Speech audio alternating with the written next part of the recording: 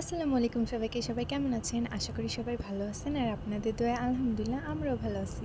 আজকে আমি, আম্মু আর রুহি গেছিলাম জোহান ড্রিম ভ্যালি পার্কে। আমরা যেহেতু দুপুরের দিকে গিয়েছিলাম তাই তার আগে আমরা একটা রেস্টুরেন্টে গেছিলাম একটু খাওয়া দাওয়া করতে। এই রেস্টুরেন্টের নাম হচ্ছে লা এলিমেন্টো রেস্টুরেন্ট। এটা ঝিনাইদহে অবস্থিত। তো আমরা খাবার অর্ডার করে রুহিকে নিয়ে কিছুক্ষণ রেস্টুরেন্টে ঘুরছিলাম, মানে ওর ছবি তুলে দিচ্ছিলাম, ভিডিও করছিলাম আর কি। আর এখানে অনেক সুন্দর সুন্দর ছবি তোলার জায়গা আছে। ঝিনাইদার মধ্যে এটা আমার একটা পছন্দের রেস্টুরেন্ট।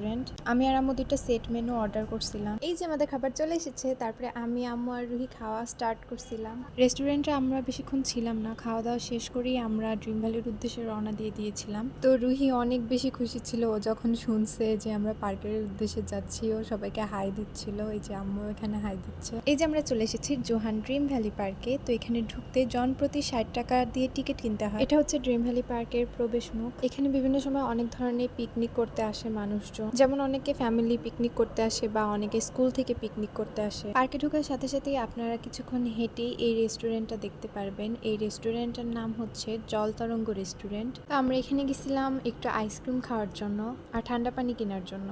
তো এটা একটা নদী বা পুকুর কি বলে এটাকে, এটার পাশে ছিল। এখানে অনেক বাতাস বচ্ছিল। তো আমরা ওখান থেকে বের হয়ে সামনের দিকে যাচ্ছিলাম। এক সাইডে অনেকগুলা দোকান ছিল। এখানে অনেক ধরনের জিনিস ছিল, যেমন ফুল ছিল, বিভিন্ন প্লাস্টিকের শোপিস ছিল, তারপরে বিভিন্ন ধরনের সফট টয়েস ছিল। এখানে অনেক ধরনের নেকলেস, কানের দুল ইত্যাদি ছিল। কাঠের কয়েকটা হাতা খুন্তিও এখানে দেখেছিলাম। ওই যে সাইডে কাঠের কয়েকটা জিনিস ছিল। আর এখানে বাচ্চাদের খেলনাপাতি অনেক বেশি ছিল। আম্মু আর রুহি সামনের দিকে যাচ্ছিল। এই যে এখানে অনেকগুলা ফুলের শোপিস ছিল, বিভিন্ন ধরনের টেডি বিয়ার ছিল। আম্মু এখানে একটা ফুলের শোপিস দেখছিল। এই দোকানে অনেক কিছু ছিল। তো আম্মু এখান থেকে একটা কাঁকড়া নিছিল।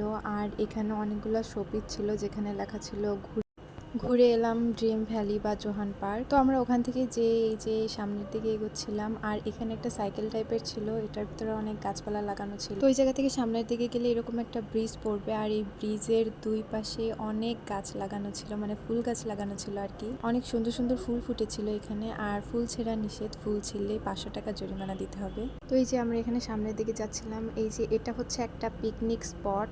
আমরা সামনের দিকে যাচ্ছিলাম আর এই যে এখানে একটা এত সুন্দর ওয়াটারফল দেখতে পারছি আমরা। পুরা একটা সামুদ্রিক ভাইব আসতেছিল, মানে পুরো সেন্ট মার্টিনের মতো লাগতেছিল। মনে হচ্ছিল যে সেন্ট মার্টিনে চলে আসছি। আম্মু আর রুহি আগেই পানিতে নেমে পড়ছিল, তারপরে আমিও নামছিলাম। এই পানিগুলো অনেক ঠান্ডা ছিল। গরমের ভিতরে এরকম ঠান্ডা পানিতে পা ভিজাতে পেরে অনেক বেশি শান্তি লাগছিল। এই যে পানিটা বের হচ্ছিল এখান থেকে, দেখে মনে হচ্ছিল যে পাহাড়ের নিচ থেকে মানে ঝর্ণার মতো করে পানি বেয়ে পড়ছে। তো আমরা এখানে অনেকক্ষণ ছিলাম, তারপরে আমরা আরো সামনের দিকে যাচ্ছিলাম। তো এই জায়গায় এসে তো পুরা আমি কনফিউশনে পড়ে গেছি যে আমি কি সত্যি মরুভূমিতে চলে আসলাম। মানে একদম যে পরিমাণে গরম পড়ছে তার উপরে আবার মরুভূমির মতো উট, খেজুরের গাছ, মানে। তো এরপর আমি সামনের দিকে যাচ্ছিলাম। তো সামনের যে রাস্তাটা ছিল ওইখানে পুরোটাই মানে ফুল গাছ দিয়ে ভরা। আমি সামনের দিকে যাচ্ছিলাম, রুহিও আমার পিছন পিছন আসতেছিল। এখানে অনেক বেশি রোদ ছিল, মানে একদম দুপুর টাইম তো তাই। তো এই যে সামনের দিকে যাচ্ছিলাম, এখানে অনেক ধরনের ফুল গাছ ছিল, অনেক সুন্দর লাগতেছিল চারপাশের ফুল গাছটা। তো আমি মূলত যাচ্ছিলাম রুহিকে ওই নীল দৈত্যটা দেখাইতে। ছোটবেলা আলাদিনের আশ্চর্য প্রদীপের কথা আমরা কেই না শুনছি, তো এই দৈত্যটা ছিল একদম আমাদের শোনা ওই আলাদিনের আশ্চর্য প্রদীপের দৈত্যের মতো। তো আমি আর রুহি তারপরে চলে আসছিলাম। এই যে এই জায়গায় আম্মু দোল খাচ্ছিল, ওই জায়গাটা অনেক বেশি ঠান্ডা ছিল। তো আমি আর রুহি আরো সামনের দিকে যাচ্ছিলাম। রুহি এখানে রীতিমতো দৌড় শুরু করছে ও আগে আগে চলে যাওয়ার জন্য। তো আমরা যাচ্ছিলাম ফ্লাওয়ার ভ্যালিতে। এখানে ওয়াটার কিংডমও আছে। যাওয়ার সময় দেখি বন মানব টাইপের একটা মূর্তি আছে। তো আমরা ভিতরের দিকে যাচ্ছিলাম আর দেখছিলাম যে এখানে ছোট ছোট গাছ দিয়ে অনেক ধরনের কারুকার্য করা আছে। এই ড্রিম ভ্যালি পার্কে মানে প্রাকৃতিক জিনিসটাকে অনেক বেশি প্রাধান্য দেওয়া হয়েছে, যে জিনিসটা আমার অনেক ভালো লাগছে। এই যে এখানে একটা ঘোড়া টাইপের ছিল, ওইটার ভিতরে অনেকগুলা গাছ লাগাই দিছিল ওরা। আর এখানে যে পাহাড় টাইপের ছিল, এই পাহাড়ের ভিতরেও অনেক ধরনের গাছ লাগানো ছিল। তো এই সাইডটার অপোজিটেই হচ্ছে ওয়াটার কিংডম। এগুলো সবই হচ্ছে ড্রিম ভ্যালির অংশ। তো এখানে যে দেখি চাইনিজ জাপানিদের বাড়ি যেরকম করে করা হয়, আশা করি আপনারা সবাই টিভিতে দেখছেন এটা। তো ওই রকম করে সব কনসেপ্টটা তৈরি করা ছিল এখানে। তো এরপরে আমরা ফ্লাওয়ার ভ্যালিতে যাচ্ছিলাম। এখানে জনপ্রতি 20 টাকা নেয়। এখানে স্পিড বোটও চালানো হয়, জনপ্রতি 80 টাকা নেয় স্পিড বোটে।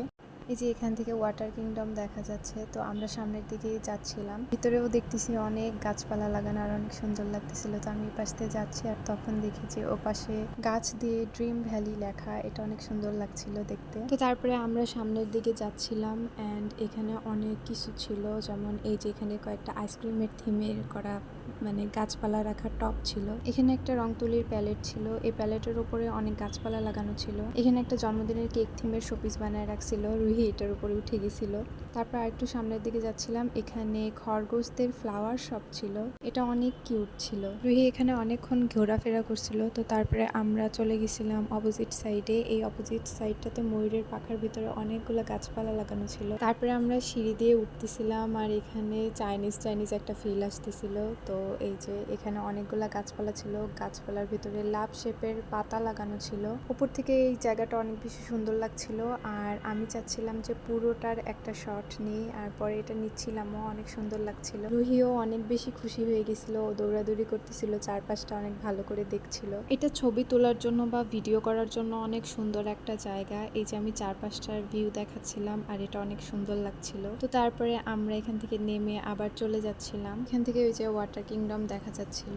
তারপরে আমি আর রুহি আর আম্মু চলে যাচ্ছিলাম আবার নিচে। যাওয়ার সময় দেখছি যে এই গাছে রং করা ছিল, কিন্তু রংগুলো খুবই অদ্ভুত। তারপরে আমরা রাইডে চড়তে গেছিলাম, কিন্তু মানুষজন এখন কম বলে একটা রাইডও ওপেন করা হয় নাই। এখানে অনেক সুন্দর সুন্দর রাইড ছিল, ইনশাল্লাহ কোনো একদিন এসে আবার চড়া হবে। তো আজকের ব্লগ এই পর্যন্তই। আপনারা সবাই অনেক বেশি ভালো থাকবেন আর আমাদের জন্য অনেক বেশি দোয়া করবেন। ভিডিও ভালো লাগলে অবশ্যই লাইক কমেন্ট শেয়ার করবেন এবং আমাদের পেজে একটা ফলো দিবেন। আমাদের ইউটিউব চ্যানেলে গিয়ে একটা সাবস্ক্রাইব করে দিবেন। আল্লাহ হাফেজ।